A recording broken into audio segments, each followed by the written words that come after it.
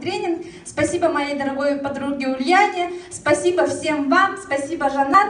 Я вот сегодня поняла, почему я попала на тренинг Жаната. Я в прошлом году ездила в Казахстан, и мне Казахстан, так я поехала на 3 дня и остались на 3 недели. Вообще мне Казахстан понравился, муж вообще не хотел уезжать, он говорит, так тут как вкусно кормят, тут вообще с голоду не умрешь, яблоки везде валяются. Мы осенью поехали. Жанат махтал. Для меня это большое открытие, потому что мои близкие люди знают, что в каком состоянии я была до тренинга. Юля не даст соврать, потому что у меня какой-то ступор был, я пыталась менять.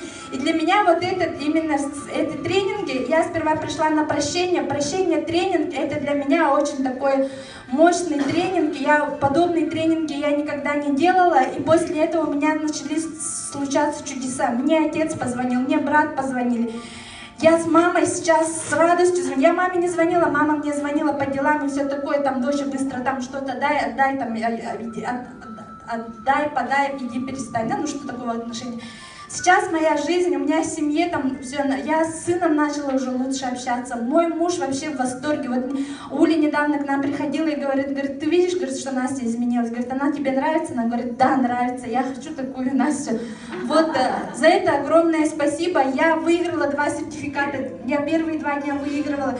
Я вспомнила, что я это могу делать. Просто я в какой-то момент это я забыла, оказывается, я вспомнила. Спасибо, жена, за то, что вы меня впихнули.